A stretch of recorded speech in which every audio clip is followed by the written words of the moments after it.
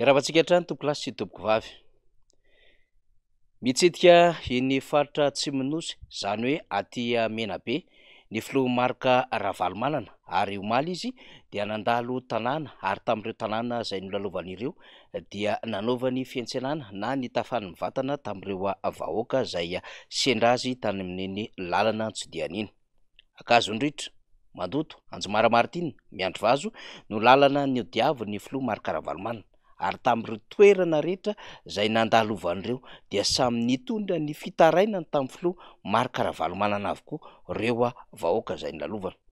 Ary antsika ao anatina minitra vitsy ny fandraiketana an-tsary amin'ity ny teknisiantsika azy ny amin'ny hoe ahoana ireo etaetan'ny vahoaka tamin'ny lalana lalovan'ny filoha Marc Ravalomanana. Arak'izao ahitantsika azy izao.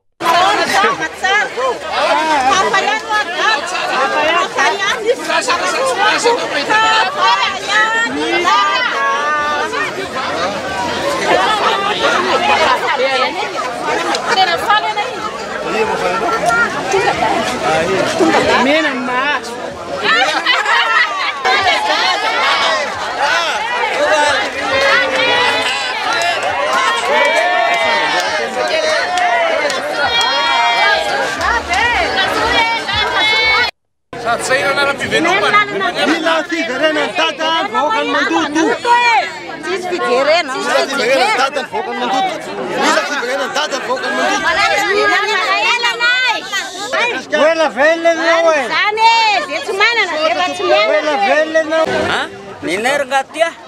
Alone masoa fa tsy mahafinaritra. Alone masoa fa tsy mahafinaritra. Ny masoa afaka ivaina veloma malagasy. Io magnaramarana perdure ngatary hoan'ny avokoa. Tsara aja avokoa magnara-penitro.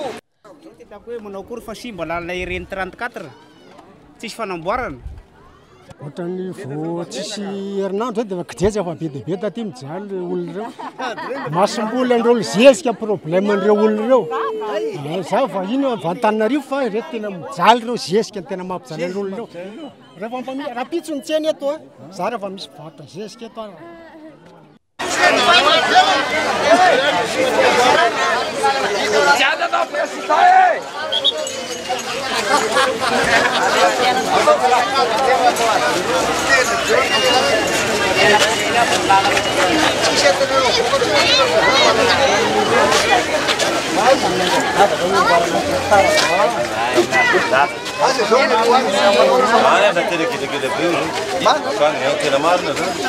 Jamlamna zao vao partina Morondava eny tsy amin'ny tena tsy milamina.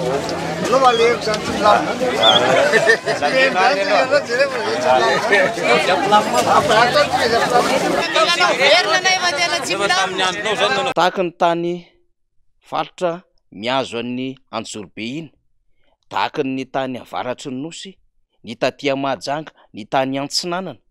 Ary efa nisy fotoana nandehana ny filoha Marc Ravalomanana ny azo an'iny atsimo Antsinanana iny sy tany atsimo Nosy, tany atsimo Andrefana dia nitovy ny fitaraina ny vahoaka. Eny na dia ny faritra manodidina ato anatin'ilay Analamanga aza dia saikasaika hevitra mitovy avokoa no ambavan'ireo malagasy mpiray tanindrazana ny amin'ny hoe miandro ny fiverenana ny président Marc Ravalomanana amin'ny 2023, ny amin'ny fiantsona izy ireo ny amin'ny hoe miverena dada, potika ny firenena ary miandry anao ny vahoaka malagasy. Tahaka izay avokoa ny toerana rehetra izay alehan'ny filoha Marc Ravalomanana. Na zany na tsy zany aza nefa dia heverina fa misy etaeta lalina ary tafalatsaka anaty efa tao anatin'ny fomba vahoaka taoriana ny fahatsom-panantenana sy ny safidy diso tamin'ny taona 2014 ny ampy Alabato nateraky ny doublon zany rehetrarehetra izany. Ny filoha Marc Ravalomanana dia saika nitondra ny teny fampanantenana trano ho an'ireo vahoaka ny amin'ny maika ny hijerevana ny anohanan'ny vahoaka malagasy, ny ampianarana ary ny ahafahana mitondra famokarana amin'ny alalan'ny fambolena ho an'ireo malagasy tatsa maro anisa ambanivohitra rehetra any. Ny filoha Marc Ravalomanana izay miteny ireo lafinjavatra maro izay heverina fa tokony hitodiana amin'izay ny amin'ny hoe fahaizana mifidy ary fitandremana amin'ny ho avy. fa niavaka tamin'izay nalehan'ny Filomarka Ravalomanana tany amin'ireo toerana samihafa izay nitantsahantsika teo aloha ity ny azony ny faritry Menabe ity. Nambaran'ny Filomarka Ravalomanana manko ny amin'ny hoe mahaiza mifidy tandremo sao voafitaka ary aza manaiky fitahan'ireo intsony amin'ny fifidianana ho avy eo. Midika izany fa zava-dehibe ny fahatongavan-tsain'ny vahoaka malagasy. Mety hoe tany Akazondritra na tany Miandro Vazo no nanambarany Filomarka Ravalomanana izany tamin'ny fitafan'ny vahoaka amin'ny vatana teny an-dalana rehetra teny, fa afatra miampita amin'ny vahoaka malagasy rehetra izany na eto an-toerana na any ampitan-dranomasina ny amin'ny aoka tsy manaiky ho fitahan'ireto mpitondra fanjakan'ireto intsony. Aoka ihany koa tsy ho voafitaka amina kabary tsara lahatra na amina makety izay varotra ampifidianana kanefa amodika ao anatin'ny taona maro. Hoenotsika ny fanazava-kevitra nentin'ny Filomarka Ravalomanana manamafy izay antso nataona ny vahoaka malagasy izay. Iverina ny vahoaka zany zao ny fahefana amin'ny fifidianana dia tandremo indray mbola voafitaka ho loza indray manaraka. Tandremo ara fitahandreo indray rehefa aveo ka tratsy eo a. Miandro Vazo rehetra amin'izay mbola tsy nanara hainao anie zany. Raha atao jery todika ny fitantanana ny firenena nanomboka tamin'ny 1994 mandrakizao itenenantsika izao dia mbola tsy mitsahatra mampanantena hatrany ny mpitondra fanjakana, mampanantenana amin'ireo fanamboarana ireo tetikasa samihafa izay nambaran'izy ireo nandritra ny fotoana ny fampielezan-kevitra kanefa maro amin'izy ireo no tsy vita ary tsy tanteraka ankehitriny. Fa eny an-dalana eny ny amin'ny fitantanana ny firenena dia mbola mampanantena hatrany ny mpitondra fanjakana fa hanatanteraka zavatra ho an'ny vahoaka malagasy ary misy aza tetikasa lehibe izay tafiditra ao anatina nofinofy revirevy dia nambabona ary hoentina indray entina ny mivarotry ny fampanantenana pôkata ho ampediana amin'ny raharaham-pifidianana ho avy eo dia mbola ataony mpitondra hatrany izay litania ny fampanantenana izany.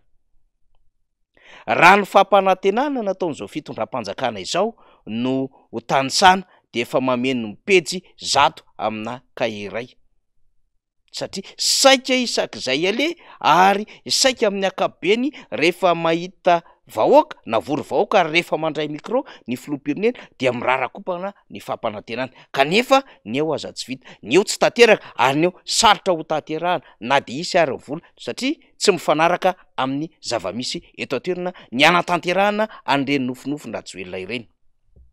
Izany indrindra no hanamafisana ny afatra ny amin'ny hoe aoka tsy manaiky ho fitahana intsony mba tsy hamotika amin'ny 5 taona ho avy. Ary aoka tsy voafitaka intsony mba tsy hamotika ny taranaka ao aoriana satria ny zavamisy ataon'ny fitondram-panjakana amin'izao fotoana izao dia tsy vita ny amin'ny hoe mampivesatra trosa ho an'ny taranaka ao aoriana fa manariasina ny firenena ary mamotsitra tsikelikely any Madagasikara eo am-pelantanany malagasy. Fahatongavan-tsaina lalina zany ary afatra miampita ho an'ny rehetra ho an'izay mandray ny afatry ny Filomarka Ravalomanana izany. Amin'ity fitsidiana ataon'ny Filomarka Ravalomanana ny Menabe ity dia raiky tahotra ary mampiseho ny vanginy eo anatrehan'ny tsy fahazakana demokrasia sy ny tsy fahaizana manao kilalao politika madio ny fitondram-panjakana. Tahakan'izay efa nataon'izy ireo tamin'ny fitetezan'ny Filomarka Ravalomanana faritany na ny tima na ny RMDM no mbola andrangarangan'izy ireo indray ny adsoana sy ny adalana politikany ankehitriny. Inona moa zany ny amin'ny endriky ny fanakatsakanana maro samihafa any amin'izay rehetra ataony ihany.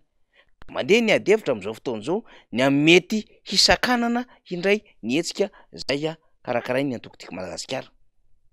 Ary misy famoronana hetsika any Morondava indray ankehitriny ampifanojoana amin'ity fankalazana ny 20 taona ny antoko tiako Madagasikara ity ankoatrin'ireo hoe tairina ireo olon-tsotra any amin'ny sehatra maro samihafa azy mba hanotrina ny hetsika izay karakarain'ireo miaradia amin'ny fitondram-panjakana. Mbola tahotra avokoa zany rehetrarehetra zany tsy fahatokisa-tena na inona voizany eny amin'ny hoe mamim-bahoaka tiany vahoaka fa niady ty fitondram-panjakana ity dia tsy marina zany satria manam-pirofo zany izao zava-misy any amin'ny faritry Menabe izao.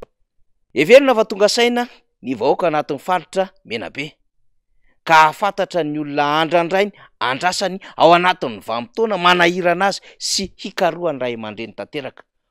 Potika manko zany faritry Menabe zany ankehitriny Akoatry ny alatra maso, ny fanapahana lohan'olona, alatra tolapaty sy ny famonoana ary ny fanolanana dia mango fotsiny tsy fahafahan'izy ireo mamokatra ara-dalàna noho ny tsy firindran'ny lakandran'ny dabara ankehitriny. Betsaka ny zavatra manahiriny ny faritra iny mila hitarainan'izy ireo amin'ny filoha Marc-Ravalomanana kanefa voasembatsembana indray zany ankehitriny raha ny vaovao maro samihafa. Hitantsika eo ny fivoarany vaovao Rapitso Sabotsy. Zany zava-misy, zany malaza, makasitraka tompolahy, makatelina tompovavy.